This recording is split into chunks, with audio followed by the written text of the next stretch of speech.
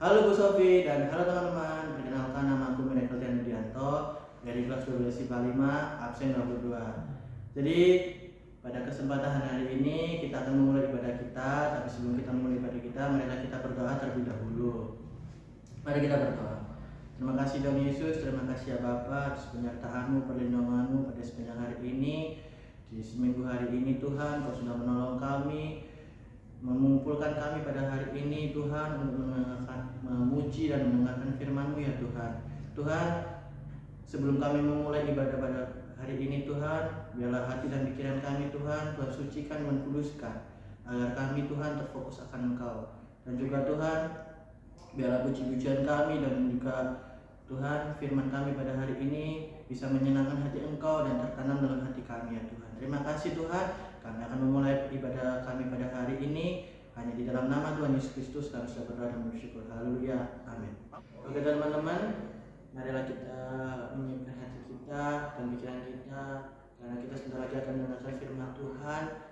Biarlah firman Tuhan itu dapat tertanam dalam hati kita dan berbuah dan menjadi berkat bagi kehidupan kita. Sebelum itu kita akan menyanyikan lagu Karena Salib-Mu. 1, 2, 3. Hanya Kau Tuhan di hidupku, Kau berikan hidup yang baru. Darah-Mu menyucikan, pulihkan hatiku. Ku nyatakan Kaulah segalanya. Engkaulah sumber pengharapan, kuasa-Mu sanggup menyembuhkan. Jiwaku pun berserah hanya kepadamu, Yesus, Kaulah segalanya. Karena salib-Mu ku hidup, karena salib-Mu ku menang. Engkau yang berkuasa sanggup untuk melakukan mujizat-Mu. Karena salib-Mu ku hidup, karena salib-Mu ku menang. Engkau yang berkuasa sanggup untuk melakukan mujizat-Mu di hidupku. Haleluya. Mari teman-teman kita menyembah Tuhan. Biar kita meninggikan nama-Nya Tuhan, karena penyembahan kita itu yang Tuhan cari. Karena pujian penyembahan kita itulah kesukaan kita teman-teman. Mari kita menyembah Tuhan. Haleluya. Terima kasih Tuhan, ku memuji Engkau Tuhan. Haleluya. Oh Tuhan, Kau baik bagi kami, Kau baik Tuhan. Kami menyembah-Mu Tuhan. Haleluya, haleluya. Terima kasih Tuhan, karena salib-Mu. Mari kita teman-teman kita resapi lagu ini, karena di dalam lagu ini kita dapat mendapatkan sebuah makna bahwa karena salib Tuhan kita bisa ada di dalam hari-hari ini. Karena salib Tuhan, kita bisa hidup, kita bisa melakukan aktivitas kita bisa melakukan apa saja. Tapi untuk saat ini tuh teman-teman, mari kita memuji, kita menaikkan nama Tuhan. Resapi teman-teman.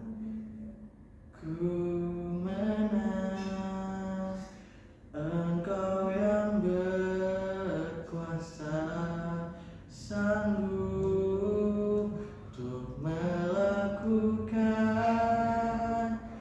mujizat-Mu, karena salib-Mu ku hidup, karena salib-Mu ku menang. Engkau yang berkuasa, sanggup untuk melakukan mujizat-Mu di hidupku. Mari teman-teman kita berdoa, kita satu dalam doa. Terima kasih Tuhan Yesus, terima kasih ya Bapa. Kami Tuhan sudah memuji dan menyembah nama-Mu Tuhan. Dalam puji-pujian dan penyembahan kami ini menjadi dupa yang harum bagi-Mu Tuhan.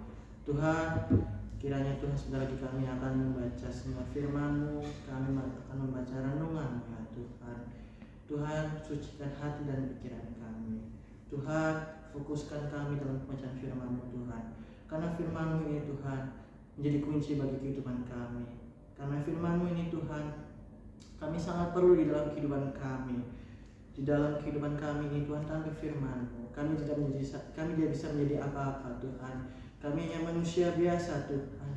Tuhan tolong kami, sucikan hati dan pikiran kami. Biarlah firman-Mu ini Tuhan dapat menjadi berkat bagi kehidupan kami. Terima kasih Tuhan Yesus, terima kasih ya Bapa. Kami akan memulai, kami akan siap, kami akan duduk diam untuk mendengarkan firman-Mu Tuhan. Hanya di dalam nama Tuhan Yesus Kristus kami sudah berdoa dan bersyukur. Haleluya, amin. Shalom teman-teman. Puji Tuhan, kalau pada hari ini saya bisa membawakan renungan firman Tuhan.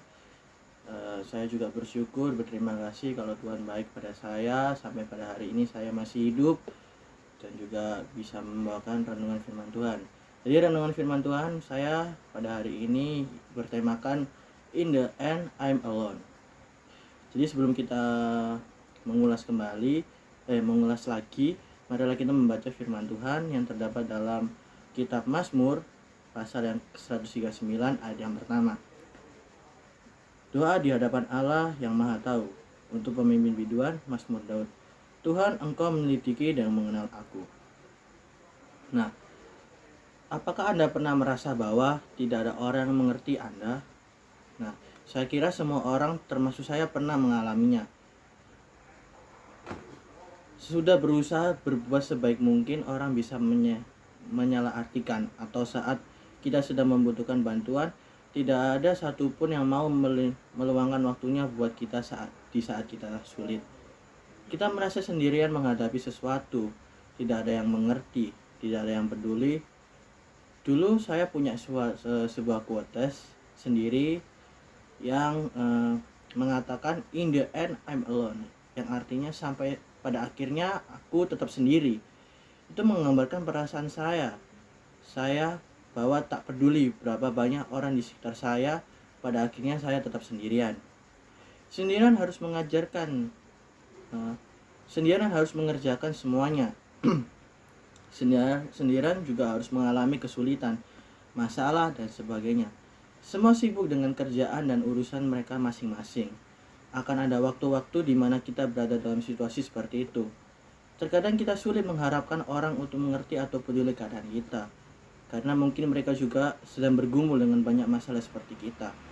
Atau mungkin mereka peduli tetapi mereka tidak tahu bagaimana mengungkapkannya, sehingga terlihat seperti tidak bagi kita. Atau bisa juga karena mereka masih kurang mengerti tentang kita.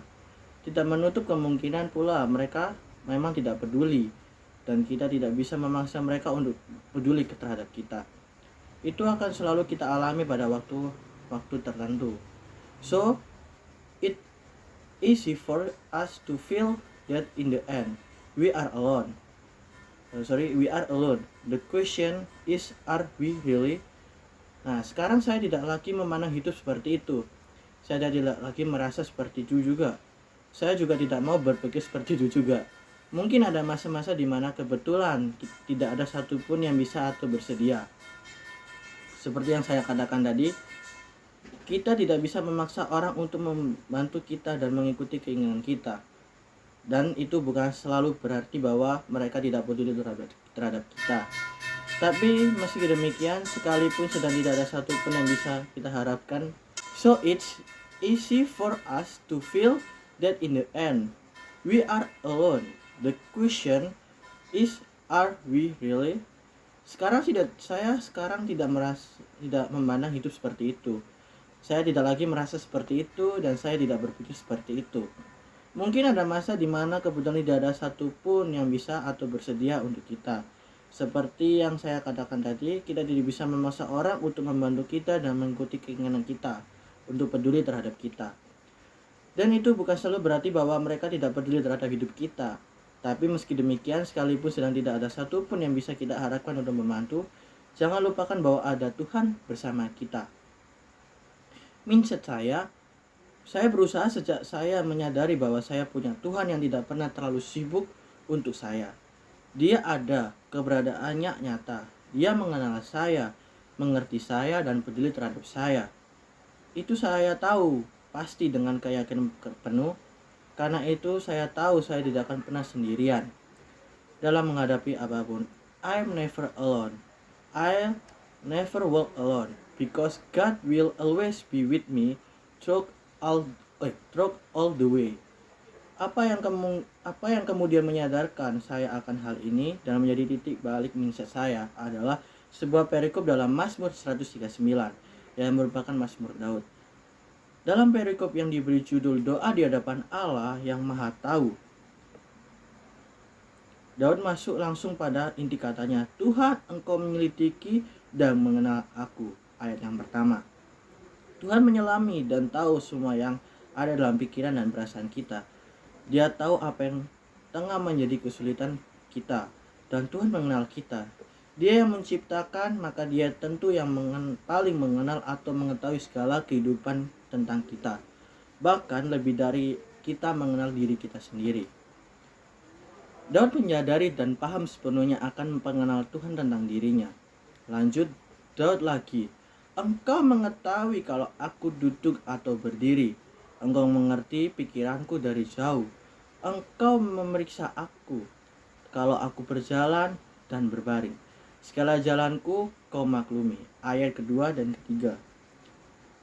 Tuhan tahu apapun yang Daud lakukan atau perbuat. Dan Tuhan ada di sekelilingnya dari segala penjuru. Bahkan ia merasakan tangan Tuhan melindunginya dari atas. Ayat yang kelima. Semua itu jauh di atas kemampuan pemikiran kita. Daud menggambarkan begini. Terlalu ajaib bagiku. Pengetahuan itu terlalu tinggi, tidak sanggup aku mencapainya. Apalagi saat jiwa, itu ya ayat yang ke-6. Apalagi saat jiwa Daud menyadari sebenarnya bahwa dia seperti halnya kita. Dibentuk dan ditenun Tuhan sendiri dalam kandungan ibu dan dengan demikian merupakan ciptaan Tuhan yang dahsyat dan ajaib. Ayat yang ke-13 sampai ke-14. Kemudian menyadari pula bahwa Tuhan sudah melihat kita sebelum kita lahir, bahkan sudah merencanakan segala yang terbaik bagi kita jauh sebelum kita ada. Ayat yang ke-15 sampai ke-16. Menyadari itu, Daud kembali berseru, dan bagiku betapa sulitnya pikiranmu ya Allah, betapa besar jumlahnya. Ayat yang ke-17. Betapa banyak yang Tuhan tahu dari kita, betapa istimewa yang pentingnya kita dalam hati Tuhan. Jadi jelas, Tuhan mengenal kita dengan teramat sangat baik. He fully know us. Tapi, apakah berhenti hanya sampai mengenal saja? Daud tahu bahwa Tuhan tidak hanya sekedar mengenal kita. Tapi, dia juga peduli, sangat peduli. Dan Daud berkata, jika aku mendaki ke langit, engkau di sana. Jika aku menaruh tempat tidurku di dunia orang mati, di situ pun engkau. Jika aku terbang dengan sayap fajar dan membuat kediaman di ujung laut, juga di sana tanganmu akan menuntun aku dan tangan kananmu memegang aku. Ayat yang ke-8 sampai dengan yang ke-10. Tidak peduli di mana kita berada, apakah dalam keadaan baik maupun tidak, Tuhan akan selalu bersama kita. Dia akan selalu mengulurkan tangannya, menuntun, menolong, memegang, membimbing, dan melindungi kita. Jadi kalau Tuhan mengenal dan sangat peduli pada kita, kenapa kita harus merasa sendirian menghadapi segalanya? Yang luar biasanya, Daud tidak hanya sekedar menyadari bahwa Tuhan mengenal dan peduli untuk melepaskannya dari kesulitan, tapi terlebih penting baginya adalah agar Tuhan menyelidiki hati dan pikirannya. Ia berkata dalam ayat yang kedua 3 sampai kedua 4, Selidikilah aku ya Tuhan, ya Allah, dan kenalah hatiku. Ujilah aku dan kenalah pikiran-pikiranku. Lihatlah apakah jalanku serong, dan tuntunlah aku di jalan yang kekal. Daud tahu betapa pentingnya hal itu, karena ia tidak mau ada sedikit pun yang melenceng dari kebenaran tanpa ia sadari. Sekiranya ada Daud meminta Tuhan untuk memeriksa dan sekiranya mendapati, agar Tuhan membimbingnya pada jalan yang benar. 1, 2, 3.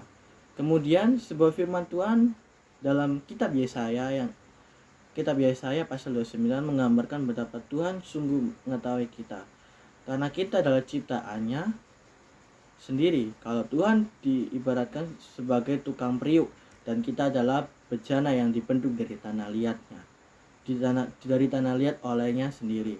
Mungkinkah Tuhan Sang Pencipta tidak mengenal apa-apa tentang kita? Apakah tanah liat dapat dianggap sama seperti tukang periuk, sehingga apa yang dibuat dapat berkata tentang yang membuatnya? Bukan Dia yang membuat aku, dan apa yang dibentuk berkata tentang yang membentuknya? Ia tidak tahu apa-apa. Yesaya 29 ayat 16. Salah rek. 1, 2, 3. Dalam kitab Yesaya pasal 29 ayat 16 berkata, betapa kamu memutarbalikkan segala sesuatu. Apakah tanah liat dapat dianggap sama seperti tukang periuk, sehingga apa yang dibuat dapat berkata tentang yang membuatnya? Bukan Dia yang membuat aku, dan apa yang dibentuk berkata tentang yang membentuknya? Ia tidak tahu apa-apa. Kita dilahirkan dan dibesarkan oleh orang tua kita. Mereka merawat dan mendidik kita sejak kita kecil. Karenanya mereka tentu mengenal kita dengan sangat baik. Kalau orang tua kita di dunia saja mengenal kita secara pribadi dan mendalam, apalagi Bapa yang di surga yang membentuk dan menciptakan kita. Kembali kita mendapati sebuah kesadaran akan pengenalan dan kepedulian Tuhan yang sangat mendalam pada kita. Tuhan sungguh mengenal kita dengan baik. Dia sungguh peduli, tapi seringkali kitalah yang tidak mau mengenal Dia dengan sungguh-sungguh dan melanggar perintah-perintah yang ada dalam firman Tuhan. Ketika Tuhan peduli, kita malah tidak peduli padanya dan hanya menggantungkan harapan kepada manusia. Kita hanya berharap bisa dimengerti oleh orang lain dan melupakan kasih Tuhan yang selalu dicurahkan atas kita semua. Manusia bisa mengecewakan, tapi Tuhan tidak akan pernah mengecewakan. Karenanya, andalkan Tuhan selalu. Dalam kitab Yeremia pasal 17 ayat yang ke-7 mengatakan, diberkatilah orang yang mengenalkan Tuhan, yang menaruh harapannya kepada Tuhan. Ayat ini menyebutkan dengan jelas bahwa menaruh pengharapan kepada Tuhan tidak akan berujung sia-sia. Penegasan lainnya disampaikan pula oleh Yesus. Bukankah burung pipit dijual 5 ekor 2 duit? Sungguh pun demikian, tidak seekor pun daripadanya yang dilupakan Allah, bahkan rambut kepala pun terhitung semuanya. Karena itu jangan takut, karena kamu lebih berharga daripada banyak burung pipit. Lukas 12 ayat yang ke-6 sampai dengan ke-7. Kalau burung saja diperhatikan Tuhan, apalagi dengan kita yang diciptakan secara sangat istimewa oleh Tuhan. Secara dahsyat dan ajaib menurut gambarnya sendiri. Bayangkan, sampai jumlah rambut kita sehelai demi helai pun dihitung olehnya. Sedekat-dekatnya dan peduli-pedulinya manusia, adakah yang sampai tahu jumlah rambut kita? Manusia tidak akan pernah tahu, tapi Tuhan tahu itu. Itu menunjukkan bagaimana kepedulian dan pengenalannya akan kita dengan sangat detail. Betapa indahnya janji Tuhan akan penyertaan dan perlindungannya atas kita yang tertulis berulang kali di dalam Alkitab. Lihatlah ayat berikut yang terdapat dalam Ulangan 31 ayat yang 8. Sebab Tuhan, Dia sendiri akan berjalan di depanmu, dan Dia sendiri akan menyertai engkau. Dia tidak akan membiarkan engkau dan tidak akan meninggalkan engkau. Janganlah takut dan janganlah patah hati. Atau bacalah ayat ini yang terdapat dalam kitab Mazmur 37 ayat 27 sampai dengan 28. Jauhlah yang jahat dan lakukanlah yang baik, maka engkau akan tetap tinggal untuk selama-lamanya. Sebab Tuhan mencintai hukum, dan Ia tidak akan meninggalkan orang-orang yang dikasihinya. Sampai selama-lamanya mereka akan terpelihara. Puji Tuhan. Peringatan yang disampaikan penulis Ibrani pun mengacu akan hal ini. Karena Allah telah berfirman dalam kitab Ibrani ayat pasal 13 ayat yang kelima. Aku sekali-sekali tidak akan membiarkan engkau, dan aku sekali-sekali tidak akan meninggalkan engkau. Tuhan Yesus sendiri sudah berjanji untuk menyertai kita senantiasa sampai pada akhir zaman. Yang tertulis dalam kitab Matius pasal 28 ayat yang ke-20. Dan siap memberi kita kelegaan. Marilah kepadaku semua yang letih lesu dan beban berat. Aku akan memberikan kelegaan kepadamu. Ini janji yang menunjukkan betapa Tuhan mengenal kita dan betapa Dia peduli terhadap segala pergumulan kita. Ketika tidak ada orang mengerti, ada Tuhan yang mengerti. Ketika tidak ada yang peduli, Tuhan yang peduli. Ketika tidak ada yang mengenal kita lebih jauh, Tuhan sudah mengenal kita lebih jauh. Bahkan lebih daripada mengenal diri kita sendiri. Dia tahu pasti apa yang menjadi permasalahan kita. Dia mengenal Anda luar, dalam, dan dengan sangat baik. Tidak ada yang tersembunyi baginya.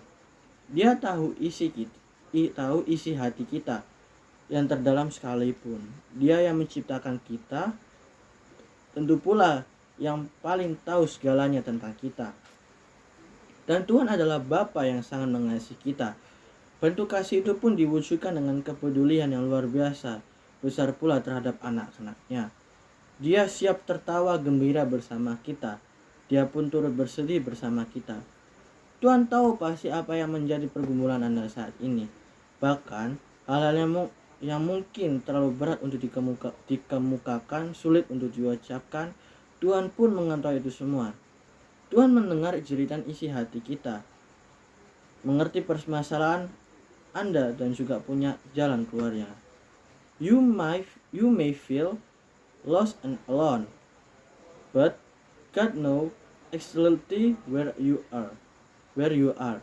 He cares and has a good plan for your life. Jika Anda merasa sendirian saat ini menghadapi segala sesuatu, datanglah pada Tuhan. Dia sangat mengenal Anda, mengerti Anda, dan sangat peduli. Allah mengerti, Allah peduli. Terima kasih.